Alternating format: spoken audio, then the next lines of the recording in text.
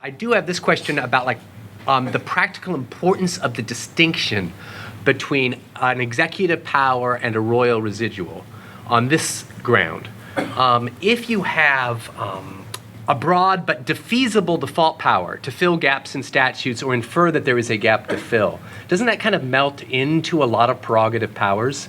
Like if you have the power to determine the timing, the intensity, and the target of a prosecution, it begins to look a lot like a dispensing power. And in theory, there might be a distinction. And of course, Congress could take that away in some sense. But the president can always say, well, they weren't clear enough. You know, there's a gap here. And as you note on page 76 and 77, Congress was very unclear about exactly what the president's gap-filling power, I guess we'd call it today the Chevron power, is. So, I mean, you know, maybe Carl Schmitt would say, sovereign is he who decides on the exception. And I would say sovereign is he who decides whether there's a gap in a statute that needs to be filled. If you agree that the gap-filling power is left up for grabs by a robust view of the executive power, then does it matter that much that we've given up the royal prerogative because we have the executive prerogative to fill gaps in statutes and infer that they exist?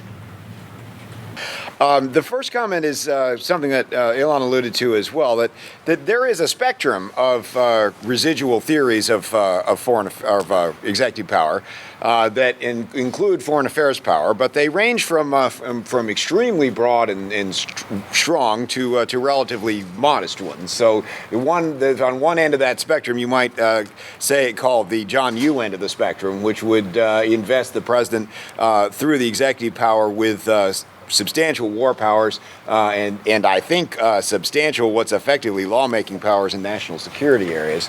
But on the more modest side of the spectrum, which we might call the Prakash Ramsey side of the spectrum, those things emphatically don't exist. And what you're mostly left with is a bundle of assorted external diplomatic powers. And I don't want to go as far as Elon does to say these are insignificant. I think they are significant. I think it's significant for the president to speak on behalf of the United States, not just as a private person, but on behalf of the United States. But they're not significant at the level that the U end of the spectrum suggests. And I think that's significant for this paper because a lot of this paper is about non-barking dogs.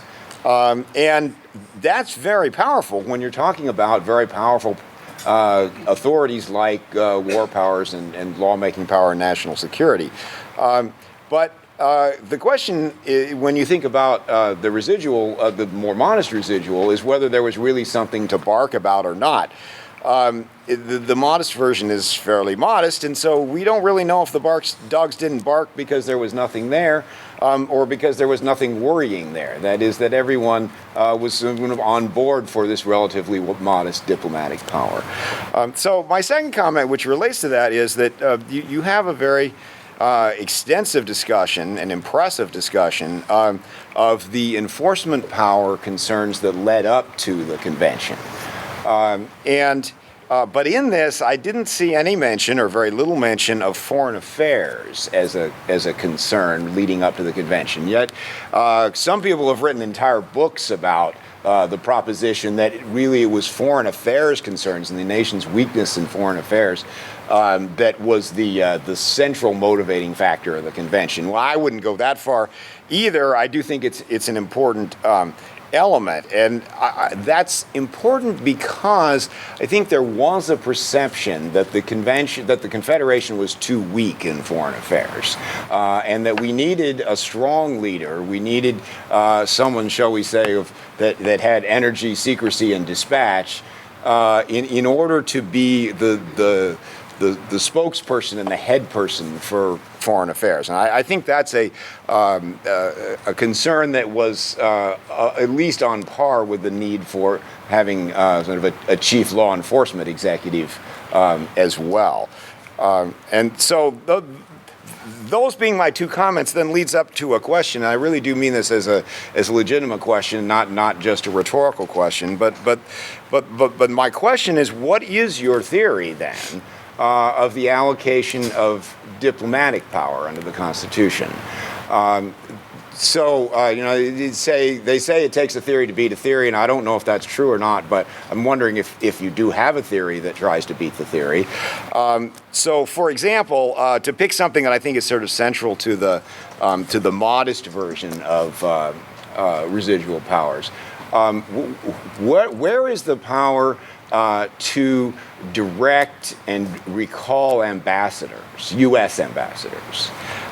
Is that if it doesn't come from the executive's vesting clause, then does it come from some other combination of specific powers in Article 2, which I think is kind of the Bradley Flaherty view of how this works? Or is it something? Is this something that Congress has, that Congress can then empower the president, or Congress can directly direct ambassadors, even though it doesn't seem that Congress has a comprehensive enumerated power over diplomatic communications? Or is this something that's just a gap that the Constitution didn't cover, and perhaps a strategic ambiguity? I guess the one part that I sort of want to ask is, if you have this sort of, we might call it a minimal or moderate conception of the residual thesis, to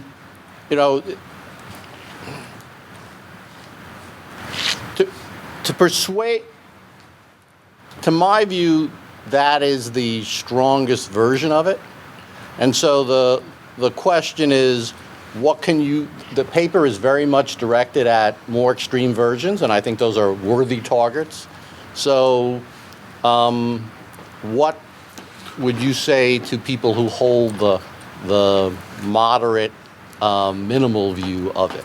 So, Rick, the gap-filling power, right.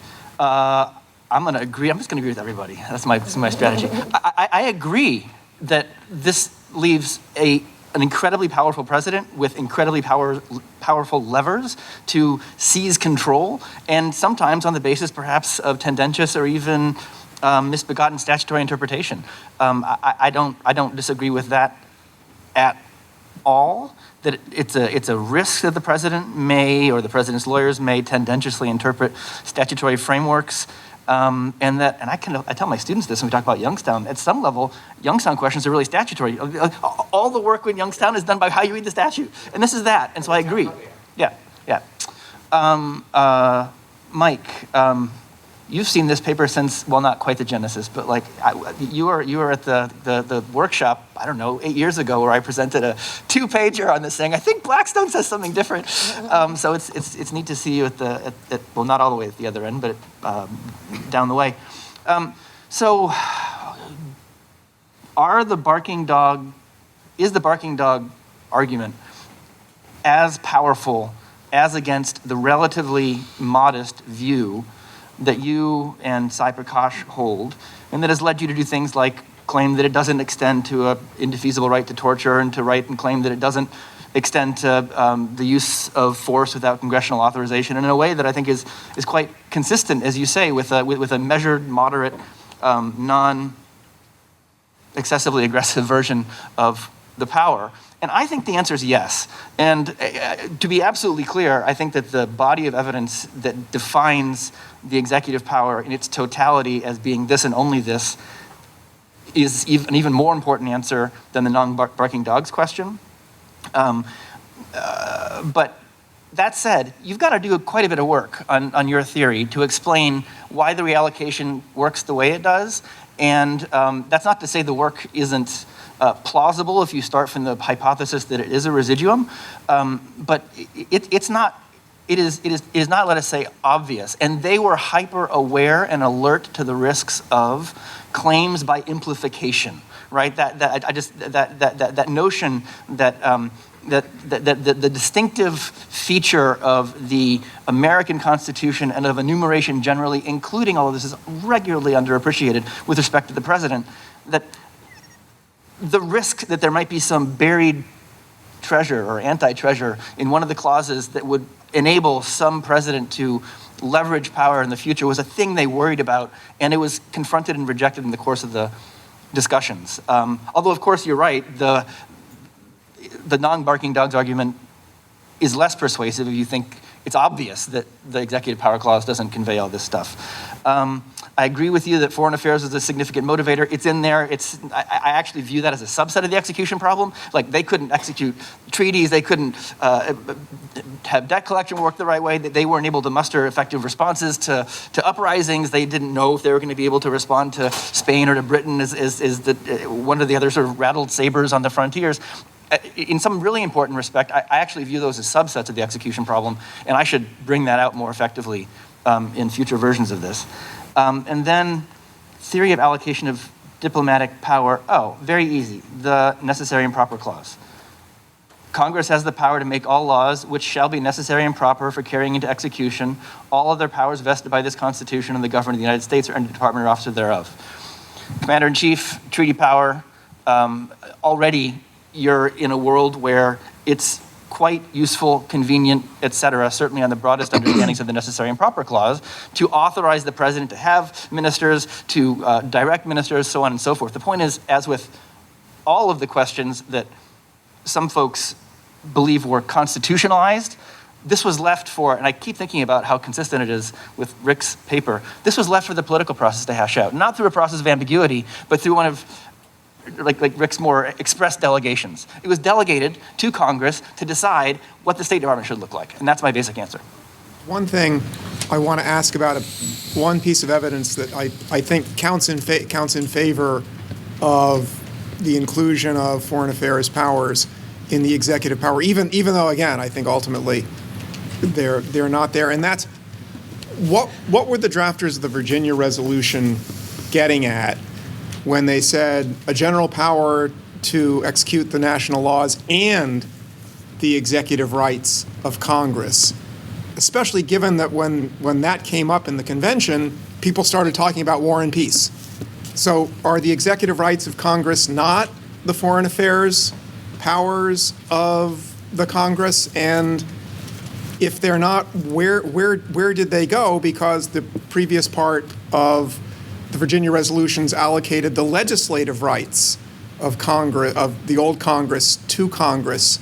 So is that not at least one indicator that executive rights, somebody thought, could include foreign affairs powers?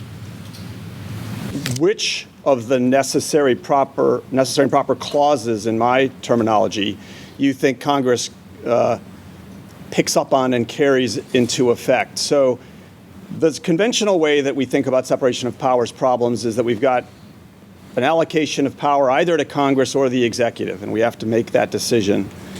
Another way to think about it, which I think is actually present in some of the debates, the removal debate, the neutrality controversy, is that actually these unenumerated powers in question are vested by the Constitution in the first instance in the government of the United States as such. So the government of the United States, like any other government, has the power to remove its officers. That's uncontroversial in the 18th century. You can pick up treatises on corporation law, and any corporation implicitly has the power to remove officers. You don't have to enumerate that in the corporate charter. Likewise, people like Wilson and others, and Wilson is, of course, the person who first drafts both the vesting clauses and the necessary and proper clause in the Committee of Detail. His view is that the United States has the powers implicitly that any other nation has under the law of nations. And it's just straightforward that nation states have foreign affairs powers. You don't have to specify that. They have them. It would be tedious and probably difficult to enumerate all of them. So if you pick up Louis Henkin and he's like, okay, he's now clarified for us what the scope of the foreign affairs powers of the United States are, but the founders weren't about to enumerate all those. They simply assumed, on the view that I'm suggesting, that those were powers vested by the Constitution and the government of the United States. That means, by the very terms of the necessary and proper clause, that all of those unenumerated government powers go to Congress through the second necessary and proper clause. They're carrying into execution implied powers of the government. That's different from what you just said in response to Mike, I think, which is to say, I can find a presidential hook here in some manner, either through appoint ambassadors or what have you. It could be Zivotofsky, it could be steel seizure. all of these cases are ones in which we have to find a location for an unenumerated power. And I guess I'm wondering what you think of this idea that I'm suggesting, which is that the way the founders actually understood this, many of them, not all of them, was in the way I described, which is in the first instance, they're powers of the government. Hamilton actually says this in the Pacificus essay, number 1. He says, of course, the power to declare neutrality belongs to the government. Now the only question is, who gets it? And he has a process of elimination argument as to why it has to go to the executive. In the removal debate, Fisher-Ames says, of course the government has a removal power, therefore William Lawton Smith is wrong. It's not just impeachment. Of course the government has it, and therefore then we can go from there. I just wonder what you think of that style of argument, because I think it actually would make a difference. I think you're going to run into a separation of powers objection if it's a presidential power that Congress is carrying into effect, because of course it's given first and foremost to the president. And there may be limits on what Congress can do to regulate that power. If it's a power vested by the Constitution and the government, no other officer or department gets that power, and the Necessary and Proper Clause tells us that Congress and only Congress makes law, right, to carry into effect all of these implied government powers. And that fits your thesis, it seems to me, very well, because law execution has to wait for the vessel to be filled by law. And the Necessary and Proper Clause tells us it has to be done by Congress through law.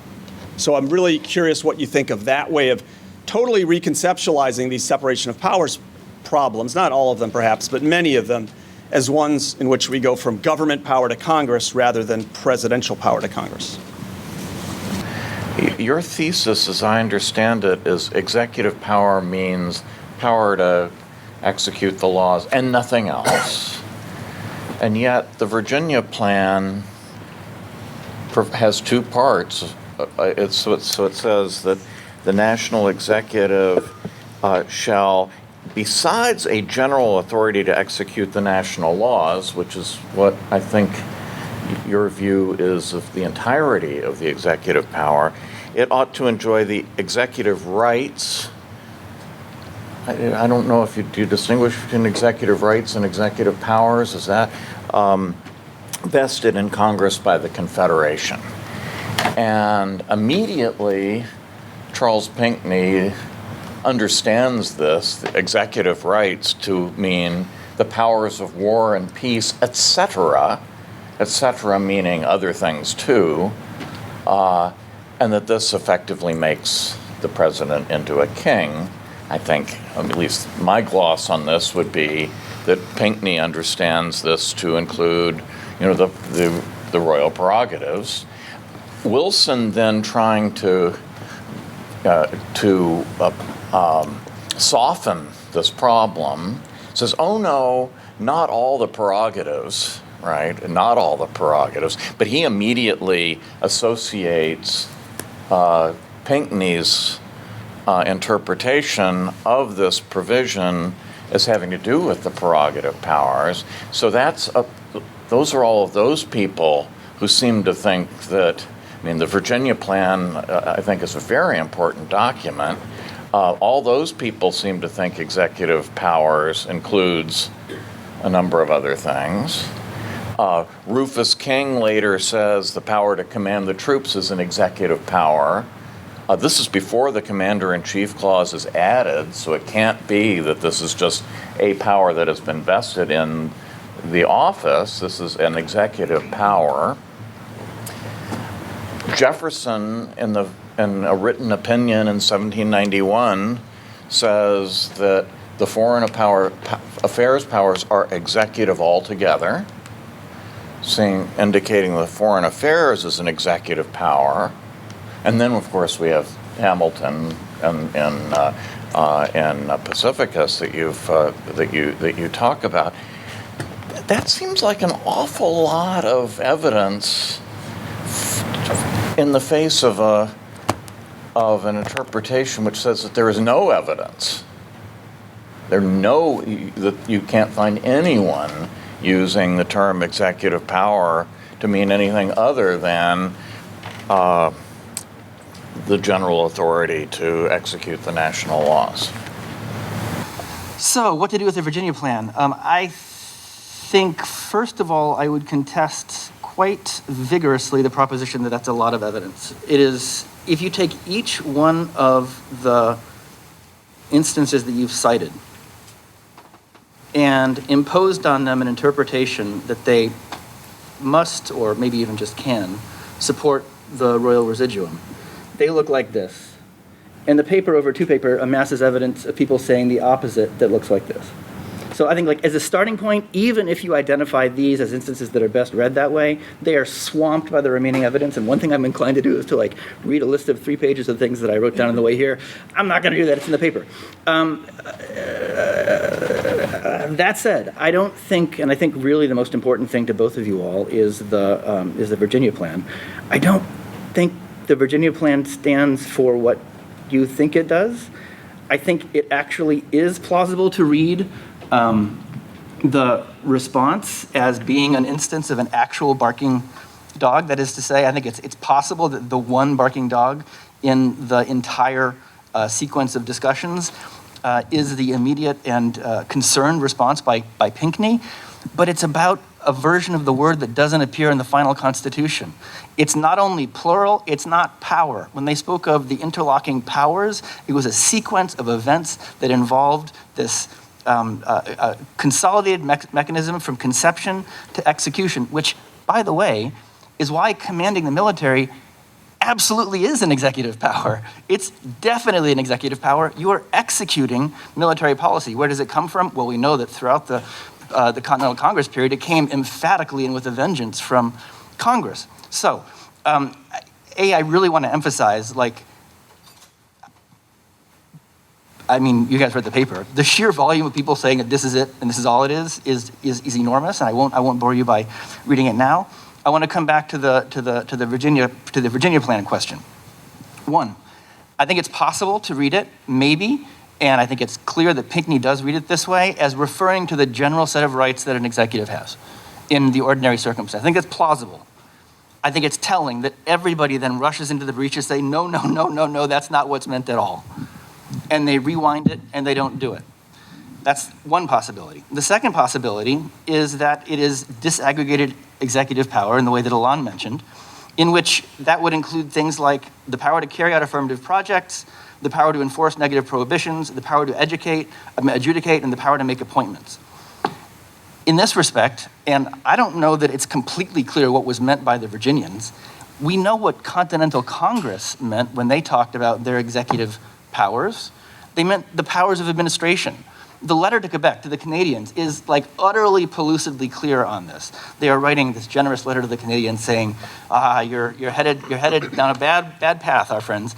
You have a governor, it may be urged, vested with the executive powers or the powers of administration.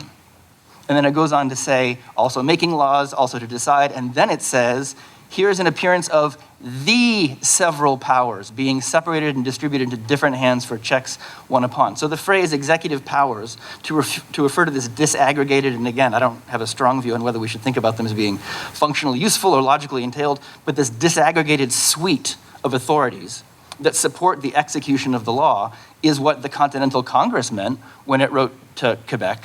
And in any event, all of that goes to a formulation that isn't the one that was used in the Constitution.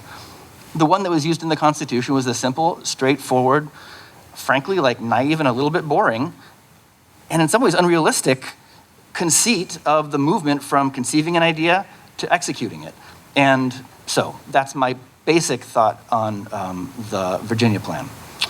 And then, John, I don't have strong views on which aspect of the necessary and proper clause is or would be the best solution had it ever come to the point of challenging the authority of Congress to fill gaps. I don't know that they would have either. I mean, I really like the work that you've done with disaggregating it into 3 clauses. I think that your suggestion here, sort of the Che Ping approach to like the powers that any government has, you're right, it solves some problems quite neatly, but to the extent that there are things that the Constitution doesn't directly authorize the president or somebody specific to do, I'm confident that as between your theory and the foreign affairs related powers that are granted to Congress and the foreign affairs related powers that are granted to the president, there's like not just a hook, but like hooks all over the wall for people, for Congress, to add diplomatic mechanisms and institutions to support one of those various underlying powers. Can I jump in here just real quick on the John Harrison and Mike McConnell point? The question I think is the same, though I think I agree with John Harrison and disagree with Professor McConnell on this, which I'm always wary to do, but if I'm going to disagree with Professor McConnell, at least it's because I agree with Professor Harrison on this. I think the executive rights were foreign affairs prerogatives. I just think they didn't give those to the president. They chose instead to give of the principal prerogatives that Blackstone describes, or that they described in the convention as the principal foreign affairs prerogative. They gave war and peace to Congress, foreign commerce to Congress, and treaties ambassadors to the president with a check in the Senate. And at one point in the convention, and I don't have my paper with me or my computer, but when the Senate still had the power of treaties and ambassadors, that's all they really had, someone said, well, the Senate's going to have the management of our foreign affairs. Blackstone described these prerogatives as the principal prerogative powers. So I think it's a very cramped view to say that once these powers are assigned, there's still all this other free-floating foreign affairs stuff. I think this covers pretty much the whole ground, and they're specifically assigned to specific departments, not just to the president. I mean, the power to send ambassadors, to appoint ambassadors. What are they going to do when they get to France? Twiddle their thumbs? I mean, it's a pretty cramped reading, and maybe that's too polemical, but the president has a constitutional trust to make treaties, so at least the president can direct the ambassadors how to negotiate the treaties. Congress passes statutes all the time authorizing ambassadors to do things, appropriating money for them to do things. So how isn't it just part of the executive power to carry law into execution, to direct, to appoint, direct, control, oversee, and remove ambassadors? In fact, the removal debates in 1789 were over the Foreign Affairs Secretary. So why wouldn't that translate to the ambassadors under the Foreign Affairs Secretary? I mean, I'm not sure what's missing, I guess. Or, well, you're moderating. So the argument here is based upon what does the word executive power mean? We know from the Virginia plan that it means something considerably more than just law execution. And then, yes, the most dangerous powers, prerogative powers, are then specifically given to Congress and thus taken away from the executive. 13 of the Article 1, Section 8 powers of Congress were prerogative powers of the king. They give many, and so then the word executive power still means the same thing it meant back on June 2nd. And that's then given to the president. But they don't use that word, right? I mean, you're hanging your head. So is your position that the word executive rights is different from executive powers? State executive power is one thing. So Article 6 talks about extracting an oath from the state legislatures and all state executive and judicial officers. So clearly that's got to be everybody working for the state. If a state person were neither a judicial officer nor a legislator nor carrying state law into execution, would it be exempt from the oath? Well, that would be weird. The domestic violence clause, Article 4, Section 4. The U.S. is supposed to protect each of the United States against invasion and on application of the legislature or of the executive, parenthesis, when the legislature cannot be convened against domestic violence. So you've got executive authority it seems like, I mean, hey, feds, help me. That power to do that is specifically not when the state legislature can tell them, hey, we need to call for help from the feds. The necessary proper clause talks about carrying into execution. So it doesn't talk about executing the powers. It expands out the phrase in a way that the earlier form in the convention used. So you have this time when they talk about giving the executive power to carry into effect the law, but that gets shortened. But then it specifically gets expanded in the necessary and proper clause. Looking at the necessary and proper clause, I think, well, that's an expanded formulation. Article 2 is much smaller. maybe that's because executive power can be broader than just carrying into execution the laws.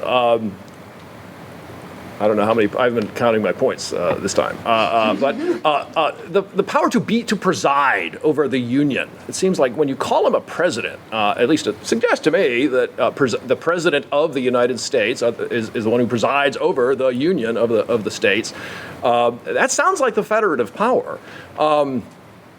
Finally, what about the brooding omnipresence? So.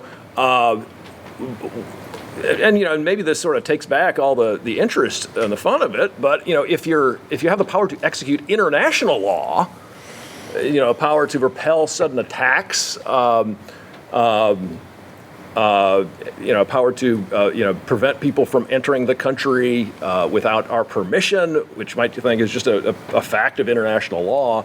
That would just a foreign policy power, but it's also just execution of international law. So to the extent that you have that, you get the federative power anyway. So I'm just maybe this is in the other paper, and I just didn't see anything about that. And it seems to be like you've got to talk about the uses of the term executive in the Constitution if you're gonna explain this thing. Given that there are explicit duties imposed on the whole United States to guarantee Republican form of government, invasion, and also suppress domestic insurrection, does the executive power, without any congressional interaction, give the president immediate power to execute that thing, whatever it is, law, rule, principle, to get Article 4 done? Ms. Barclay. This was a really interesting piece, Julian. I learned a lot, and I found a lot of it persuasive. Sorry. These are just more sort of smaller suggestions, things that, as I was reading, it would have helped for clarification or just having a little more information about it. So on page 38, when you're talking about the idea between a coercive power versus enforcing or execution, like the punishment is a lack of execution, and you have a footnote at 169 that talks about, that sort of distinguishes those two categories. I actually think it would be helpful to flesh that idea out a little bit more, move it up to the text, and help explain this concept that you're thinking about a little bit more robustly. There's also... Could you say the two concepts? I actually just couldn't quite hear that part. Yep, sorry. So the difference between the negative restriction versus carrying into execution the other sort of policy. You talk a couple times about dictionaries when you're relying on that, and you talk about how the thrust of your argument is how executive powers is a lexical handle for a grab bag of powers, and I just think it might be worth noting, even if briefly, either on page 10 where you're talking about or citing the dictionaries, or on page 45 where you talk about scores of dictionaries, that there's lexical problems with relying on dictionaries. So maybe just noting that. And then in your introduction, I thought it would be helpful to clarify a little bit more. You have these three different approaches you talk about, and how you're taking the empty vessel approach. And as a reader newer to this area, I wanted to know a little bit more what the different claim was that you were offering. Was it just like the level of evidence? Was it the implications of your argument? It became clear to me as I read, but I thought that would be helpful to let readers know sooner. But really enjoyed the piece. Thank you for letting us read this. Perfect. Thank you. I'll try to be quick. Just going to occupy too much time. So, Chris, the other references to the executive elsewhere in the Constitution, it's interesting. You point to some instances of what my RAs and I came to call the mailbox function of the executive when Congress wanted, the Continental Congress now, wanted to have Pennsylvania do something. They'd talk about writing to the Executive Council, as it happens in Pennsylvania, or the executive, or the executives of the various states. The notion that the executive was the person to whom you directed your address when you wished to speak with the state was sort of an established mode of approaching a state, including when the thing you were approaching the state 4 was on literally any account that anybody has ever offered ever, something that would be core legislative power, like taxation or something like that. So I think you're pointing to sort of mailbox function instances of the use of the noun, the executive, which is very different from the adjective executive and executive power. I don't know if I got this note right. Necessary and proper. Necessary and proper clause certainly needn't attach only to the law, if I understood your point correctly, certainly needn't attach only to the executive power clause, but to any, on John's taxonomy, the third leg of the clause can attach to any of the powers in Article 2, not only the law execution power. So there's lots of things not directly relating to law execution that could be authorized by Congress under its necessary and proper clause without regard to Article 1 powers. And then David, I'm going to tie together David and Chris's comments about a question on which I actually currently am agnostic, although not that agnostic. I'm pretty sure. I guess I'm just saying I don't have enough evidence to say right now with 100% certainty that what I'm going to say is true, but it's my very strong sense from the sweep of the documents and the sweep of the discussions of this problem that the executive power gave its possessor the power to execute law of any kind, common law, international law, the Constitution itself. David, I mean, once the authoritative legislative intent had been formulated, and that could even happen through unconscious processes like the common law, it then existed and was there to be executed. And so, again, I think the weight of evidence with which I'm familiar suggests that applies very capaciously to different kinds of law. But I need to work some more on kind of nailing that part down.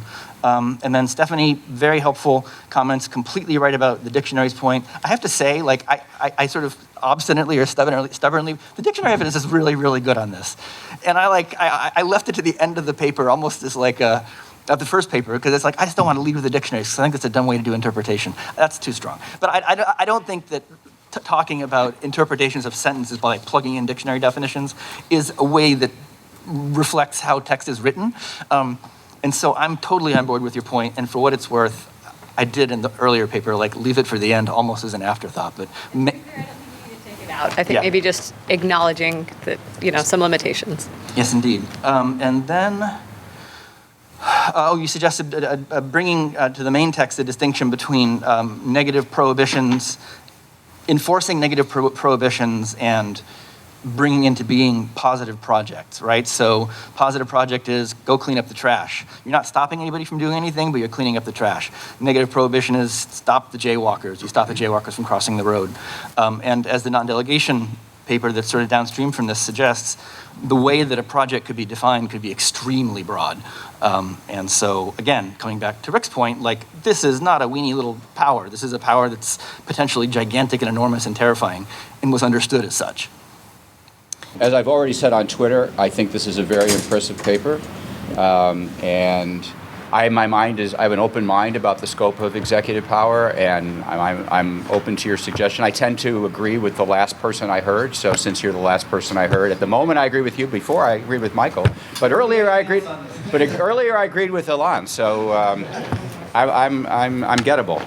My question concerns originalism and the implications of your paper for originalists, the feasibility of originalism. As you may know, the principal objection made by non-originalists to originalism has two parts. The first part is that originalism is incapable of producing a definitive enough original meaning to decide most cases and controversies that we care about. And the second part is that originalism produces abhorrent results in all the cases and controversies that we care about. Now, there is a tension between the second of these principles and the first of these principles. So my question really is about the first, and that is one of the things that struck me as reading the paper and why it was so impressive is it seems like at least you think that you can reach a result about the original meaning of the executive power on the basis of evidence. This evidence that you have marshaled with such impressive capacity. So I'm just wondering, and I know you're not an originalist, so there's lots of reasons to not be one, but I wonder if what your approach or what your results have suggested to you about the feasibility of originalism, if not the desirability of it. So at least it would be feasible, since you've done it yourself. That which exists is possible to exist, and since you've done it, it's possible to do it. So I'm just wondering if that is an implication of your work? So I'm not sure whether you're right, but let's assume you're right. I guess my question is sort of like Seth Barrett-Tillman's question from yesterday. How did this get forgotten so quickly? So how is it that in 1789, during the decision of 1789, James Madison specifically refers to the power of displacing as executive power? In 1790, Jefferson refers to the transaction of business with foreign nations as executive power. And of course, Hamilton in Pacificus refers to treaties and war as things that are executive power and would have been with the president under the vesting clause had they not been taken out otherwise. So it just seems, it's just fast. And if you're right about the size of the mountains of evidence, like how did they even come up with it? They didn't have themselves yet to cite. So where did they, like, what crazy article did they read? If Michael Stokes Paulson wasn't there, like, how did they invent it? Mr. Tellman. Thanks, Julian. You know that I am a huge fan of your work. So I recall, this just came up, so I don't have a cite for you, but I recall you making the very strong point that the executive power is an empty vessel until legislative authority gives the president something to execute. And I took that as a strong indication that Article 1 takes precedent over Article 2 to the extent that there's ambiguity about allocation of power and where the sovereignty is. But given your response to Chris and David, I think maybe that overstates the case because there are laws, it turns out, to execute, including the very important power to repel sudden attacks, that we don't need any legislative authority for. So, Randy, what are the implications for originalism? My impression is that in a lot of the historical work that I've done, both in domestic contexts and in international contexts, a lot of stuff really is contested, complicated, and uncertain and unresolved. And that criticism of originalism methodologically has always resonated with me. So I'll tell you, with this project, this specific project, over the years I spent going through all this stuff, and it was fascinating, fun years, which is lucky because there was a lot of them. I literally every day that I did the work, for the first 2 or 3 years was like, today's going to be the day that I find the thing that shows that there's more to the residuum thesis than I think. And my object starting off was, I'm going to tell a complexifying story. This was the one article version of the project. I'm going to show it's more complicated than that. I'm going to make those originalists back off, right? Like something like that. And there came a point about 3 years in when I realized, like, I'm never going to find something that disproves this. And the experience became less stressful. I mean, but also in a strange way, like more stressful expositionally, because one of the experiences I have now is it's just so definitely right that if not everybody believes me, that I've done a terrible job explaining it. And so that's very stressful. So what that means with respect to your question about originalism generally is, yeah, I think there are some things that may be straightforward enough to tell on the basis of historical sources, and some of them may even be interesting and important. This strikes me as one of those. I don't know how many there are, but it certainly isn't the case that like historical uncertainty renders requires us to be radically skeptical of the possibility of identifying the truth on anything. And again, honestly, to my surprise, my subjective experience here was like, geez, this really is cohering in a way that I didn't expect it to. So certainly it can sometimes, or so I think. Will, this is the thing that I'm most interested in now, which is how does it change? So power of displacing, I don't think evidences change. And basically Elon, right? Like that is to say, my tagline for how do you think about removal, and especially the directive authority, is plausibly entailed, but probably wrong, at least if you take political practice seriously. But in any event, it's parasitic on law execution, or at least plausibly parasitic. The conversation, Jefferson's observation about the transaction of business is actually similar to Mike's observation about the command of the army. Like, yeah, the person executing the engagement, the person, the mouth, the guy who went out there and did the thing pursuant to instructions from someone else, sometimes instructions from himself, depending on how the power was off. But like the actual transaction of the business, that is fundamentally an execution role. I'm desperate to figure out whether it's Hamilton who makes it up or whether he's drawing on something else. Because the tools are there, the pieces are there. I mean, this goes back to what I've called, Mike Ramsey knows, like I talk about it as the metonymy error.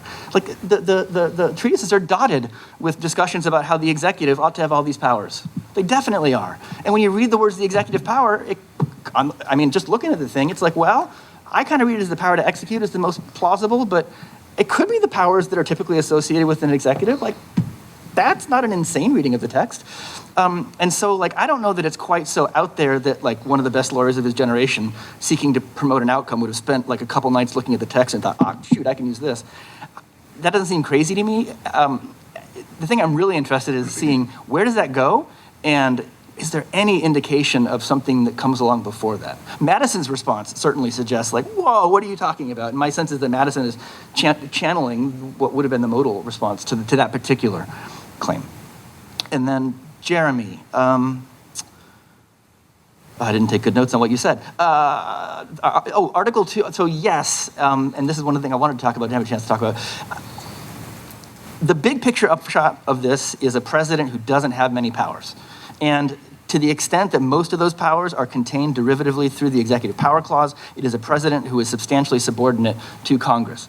But the executive power clause isn't the only power the president possesses. And so in the president's exercise of other powers, and if, depending on how seriously you take the repel sudden attacks observation is like necessarily representative of a broad consensus that was, enunciated in Philadelphia and then understood outside of doors in Philadelphia. That comes from the commander-in-chief clause, I think, and it's quite plausible that in that circumstance, Congress wouldn't have the same kind of entitlement. There's more to say on that, and I think Barron and Lederman actually complicate this story quite a bit, and I don't want to bore you guys anymore with any of this. But I would say I actually have a segmented view on the implications of this research for the presidency, and having a conversation about receive ambassadors power or the make treaties power or the commander-in-chief power might lead to different separation of powers institutional implications than the executive power. But the thing is, like, the executive power is orders of magnitude the most important power that he has. So this story is like virtually all the story, or so I claim.